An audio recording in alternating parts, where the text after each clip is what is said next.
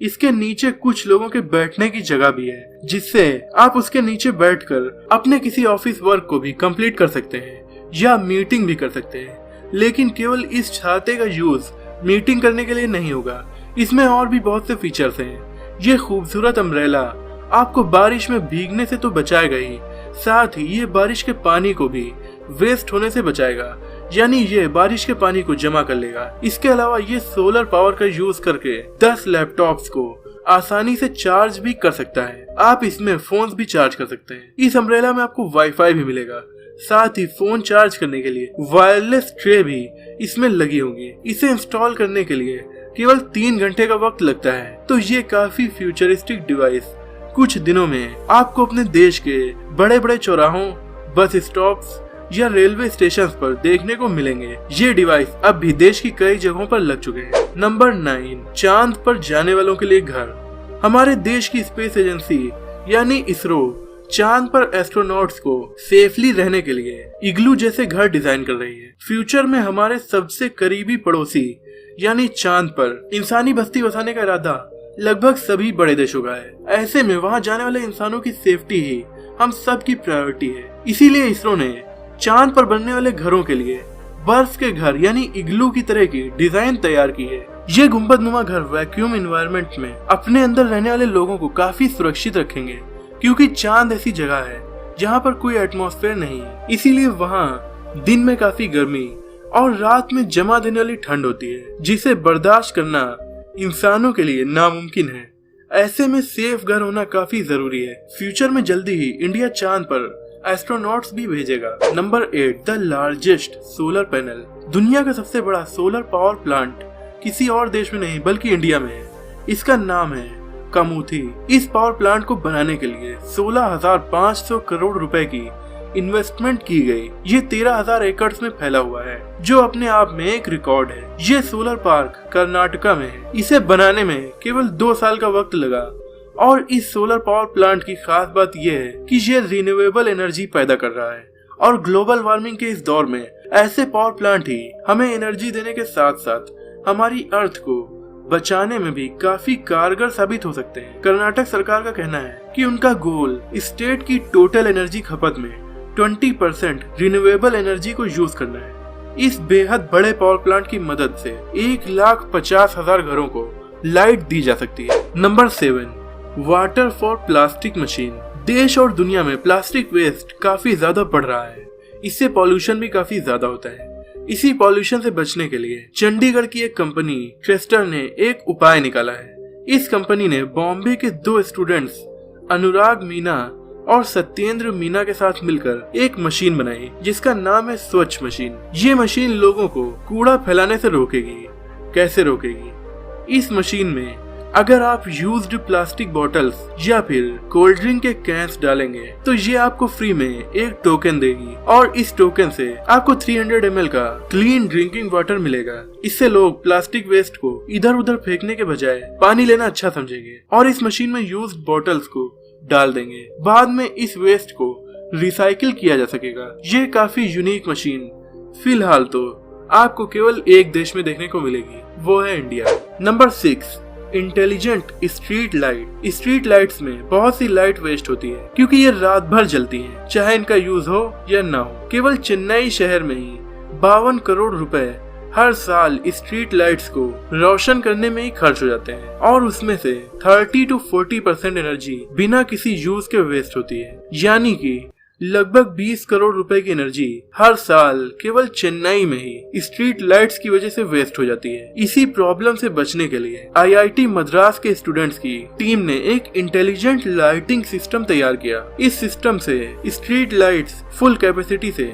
तभी जलेंगी जब उनका सेंसर किसी व्हीकल की मूवमेंट को कैप्चर करेगा। जब रोड खाली होगी यानी स्ट्रीट लाइट्स का कोई यूज नहीं होगा, तब अपने आप उसका सेंसर ये समझ जाएगा और स्ट्रीट लाइट्स को डिम कर देगा। इससे काफी एनर्जी बचेगी। हालांकि ऐसे सिस्टम और भी देशों में यूज किए जा रहे हैं, लेकिन फिलहाल ये काफी कम है। Number 5, zero energy house. एक ऐसा घर जहां नए जमाने के सारे फीचर्स मौजूद हैं, लेकिन फिर भी एनर्जी के लिए ये कहीं से इलेक्ट्रिसिटी नहीं लेता।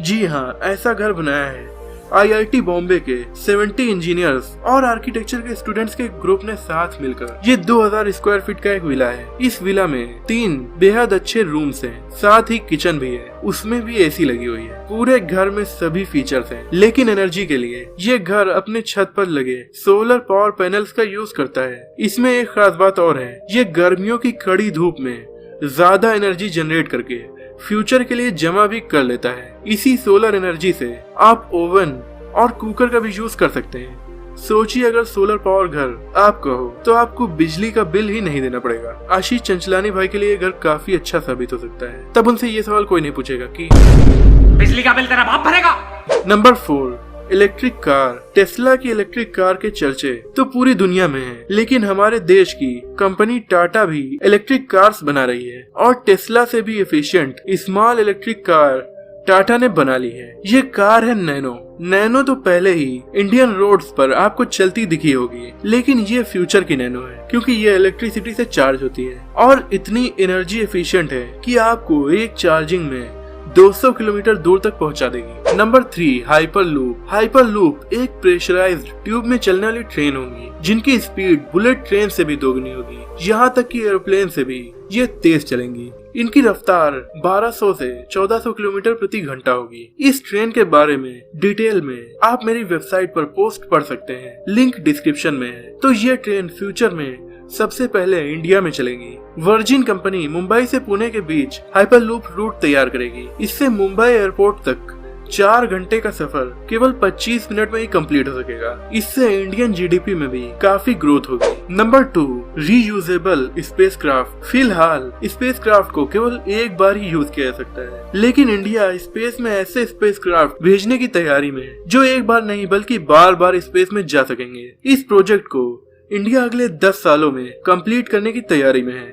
अगर सब कुछ ठीक रहा और ये प्रोजेक्ट कामयाब हो गया तो अगले 10 सालों में आपको ऐसे स्पेसक्राफ्ट देखने को मिलेंगे जो स्पेस में बार बार जाएंगे। नंबर 1, सबसे ज्यादा इंटरनेट डेटा यूज करने वाला देश। पूरी दुनिया में सबसे ज्यादा इंटरनेट यूजर्स के मामले में इंडिया 2nd नंबर पर है, 1st नंबर पर चाइना है। लेकिन इंटरनेट डेटा सबसे ज्यादा इंडिया में ही यूज किया जाता है। 2017 दिसंबर तक ही हर month 150 crore GB internet data Indians use कर लेते थे, जो पूरी दुनिया में सबसे ज्यादा है। और जिस तरह से यहाँ इंटरनेट यूजर्स की ग्रोथ हो रही है, नियर फ्यूचर में दुनिया के सबसे ज्यादा इंटरनेट यूजर्स भी इंडिया में ही होंगे।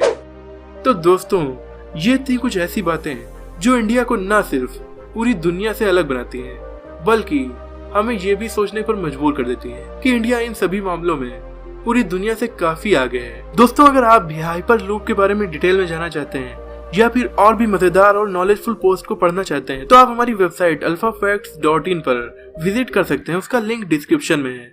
अगर आपको आज की वीडियो पसंद आई हो तो इसे लाइक और शेयर कीजिए। ऐसे इंटरेस्टिंग टॉपिक्स पर नॉलेजफुल वीडियोस देखने के लिए हमारे चैनल को सब्सक्राइब करके बेल आइकन को दबा दीजिए। मिलते हैं अगली वीडियो में, तब तक के लिए अपना और अपनों का ख्याल रखें।